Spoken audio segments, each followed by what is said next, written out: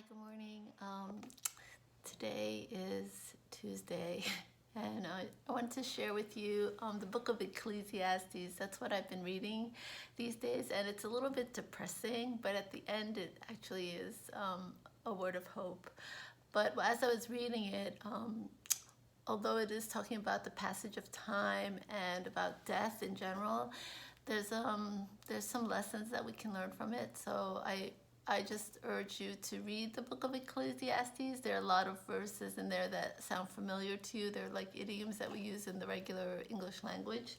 But let's just read portions of chapter 1, and I'm just going to read portions of chapter 2 and just kind of summarize it for you. On chapter 1, it starts with meaningless, meaningless, says the teacher, utterly meaningless. Everything is meaningless. Or in some versions, it's called vanity. But the actual Hebrew word is called hevel. And hevel means smoke, just like a vapor.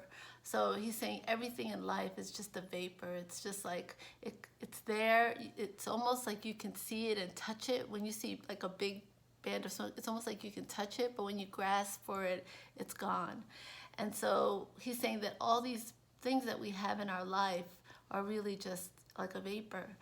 And I think during this coronavirus, I think that has a lot of meaning, because everything that we held so dear and so important in our lives is beyond our control. It's nothing that we can really grab onto and keep and know that it's forever, because it's really not. It can disappear just like that. And a lot of people that have been sick with the virus too, they were sick a little bit, and then all of a sudden it just comes on really strong, and then they die. Or there's other people who think they're going to die. The 94-year-old man the other day I heard was sick for a long time, like 6 weeks, but then he just like that in one day just recovered and is home again.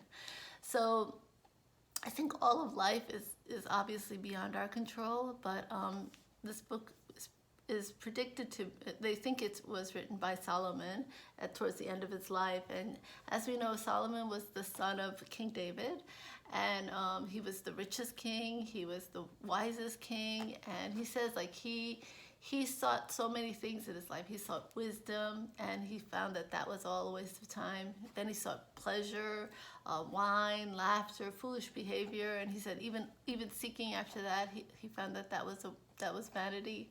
And then he tried to find pleasure in working. That's like he took on different projects, and he did a lot of different work, and kind of like a lot of you students who are very achievement oriented, you got to do all the work. But he said in the end it was just a lot of stress and a lot of sleepless nights. And then he thought, well, then it must be wealth, and he was considered one of the richest men. They said if you compared his wealth to his wealth then, it was over like $2 trillion, which he was the richest man. But then he realized that the more money you have, the more you want. And he said the more money you have, the more people want to take it from you, and the more money you have, the more you have to lose, and that it was easier to become even more greedy. He tried women. He had over 700 wives and 300 concubines, and he said all these things that I've tried to seek after, it's really meaningless. And then in chapter 1, verse, he's trying to say that all of that is meaningless. People, we do all these things, but the world stays the same. It says, the sun rises and the sun sets and hurries back to where it rises. The wind blows to the south and turns to the north. Round and round it goes, ever returning on its course. All streams flow into the sea, yet the sea is never full. To the place the streams come from, there they return again.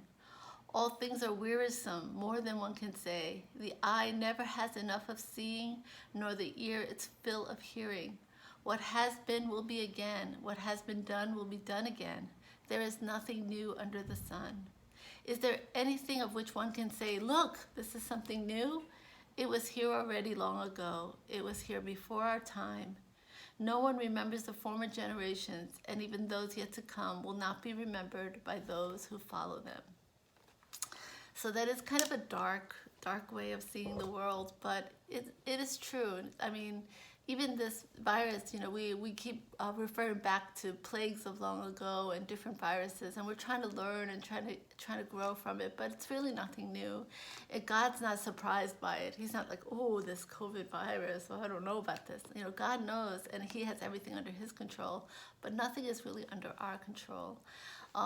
As we read on more, there is hope, but he says the only thing that you can really rely on is fearing God and obeying His commandments, and then you can live at least a good life. He's not saying you're going to find everything and that everything's going to be great, because this world is, all this seeking that we do is really just vanity. It's there, but it's really not there. We can't grab hold of it forever.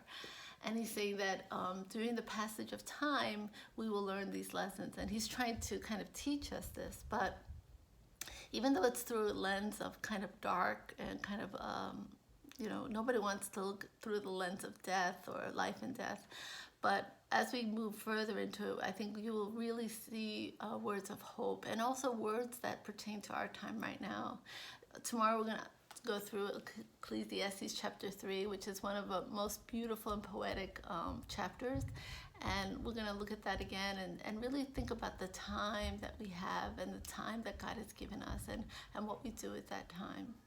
So I pray for all of you. I pray that even though right now this time may seem very meaningless and it's a time where, nothing is really being that you don't feel very productive or that anything is happening good, just know that God is in control of that time. And our purpose is not to sit and wonder what is this, but it's to really just fear Him and trust in Him and obey His commandments. And then His promises will come to fruition in our lives. Even though life itself may seem in a big picture, very small compared to the cosmic world and compared to the stars in the sky. But God knows each of us, and He knows each of us. He knows our names. He knows how many hairs we have on our head. So even though Solomon here is talking about the kind of the big cosmic picture, God also is a God who cares about every single part of us. And He knows that we are all struggling and suffering through this time. And so He's there for us.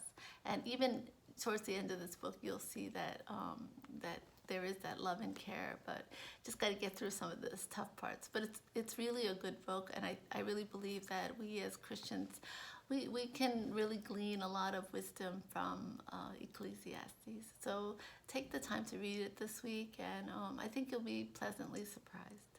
God bless you, and have a great day.